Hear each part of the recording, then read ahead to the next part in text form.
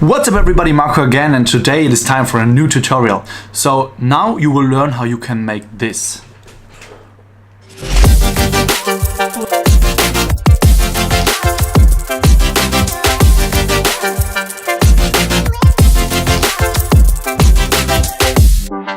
What's up everybody, Marco here again, and today I'm gonna show you a new After Effects tutorial mixed with Premiere Pro, where you will learn the effect you have just seen.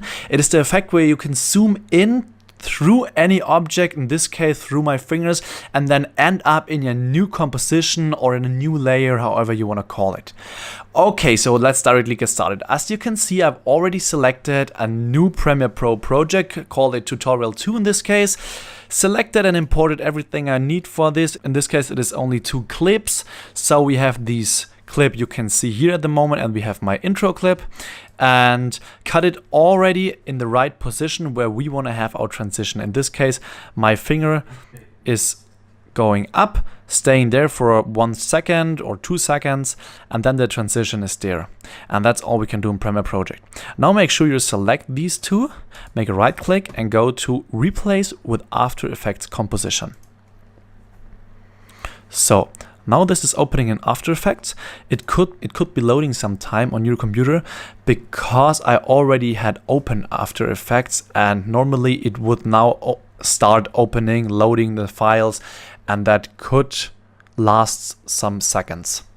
Okay, so we have the same transition now here in After Effects. This is not an After Effects Basics tutorial. If you want to see this, I think I will make some more After Effects Basic tutorials in the coming days. Okay, so we have the same transition here now. So now we have to make 3 steps. Step number 1 will be zooming in exactly this hole.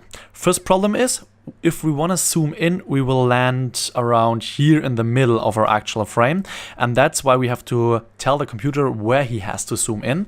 So press Y, then you get to the anchor effects. Then we can put our anchor and set it in the middle of whatever you want to zoom in. Like, yep, that looks good. And now it will zoom in this point. Okay, so let's start with our first zooming in point. I think 6 frames before the transition is starting is a good point. So choose your layer, hold Control and press to the left. 1, 2, 3, 4, 5, 6. And as you can see, we're now 6 frames before our starting of the transition. Okay, now this is our first zoom in point. Press S for the scaling. So now press this little timer here. This is our first point. And then we wanna go to the right 6 points again. 1, 2, 3, 4, 5, 6. This is the point where we wanna be lots of zoomed in. So zoom it in more. This looks good. Okay. So we have our 2 zooming in points, but now there is a transition, but it is still very bad. Okay, this was the first step. Now, second thing we have to do. Now it is time to do a mask. So first select your first layer. Go to layer up here and then search for the option masks. It is here. So masks, and then select new mask. Okay, so now you don't use this tool, use the third one, the circle tool. Yeah, you will see why. This is because here we have to use a circle. Okay, now we have to fit the circle to the circle my fingers are forming. So zoom in like this, and then you can make a double click, and after you did the double click you can position it right. Okay, that looks pretty good. Bit here, bit here. Yes, I think that's it. Okay, so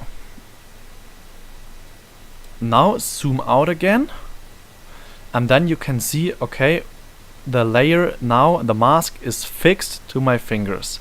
That is the big advantage of mask. Masks are fixing even if you scale or not. Okay, now we can delete the second mask I didn't want it. Okay, now you can see if you do that mask is the wrong way. So choose here the second option, not the first one. And now you can see there's only this part cut out, which is between my two fingers. So next problem is, you can see if I go forward and backward in the scene, the mask is there the whole time, but we don't need it for the whole time. So let's adjust the mask so that it's just starting when we need it. For that, select our clip and press Ctrl Shift D.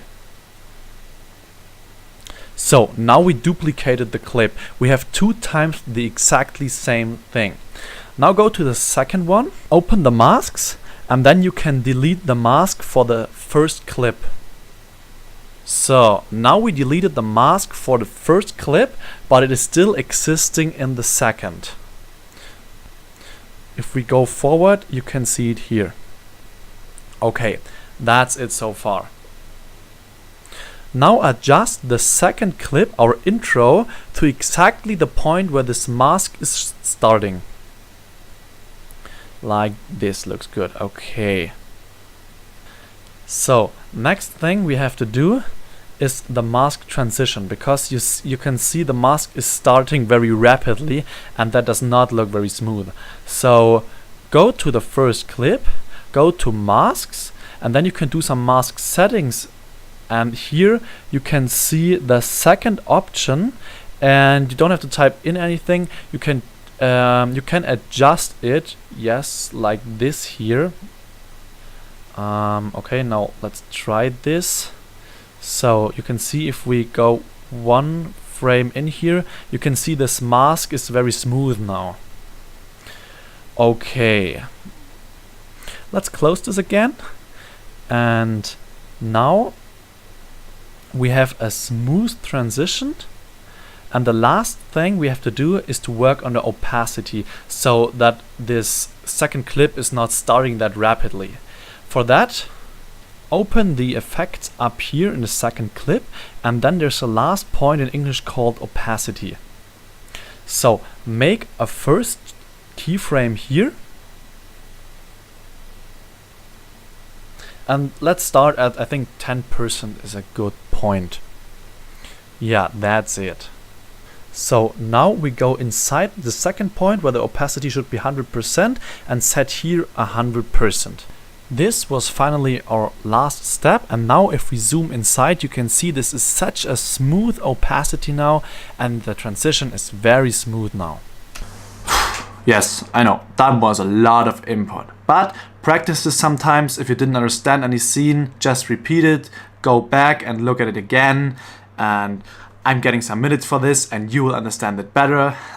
So I hope you enjoyed this tutorial. If you want to see some more of these tutorials, don't forget to give me a thumb up if you like it, if it helped you in any way. Don't forget to subscribe to the channel, and then see you next time, guys. Bye. Thank you for watching.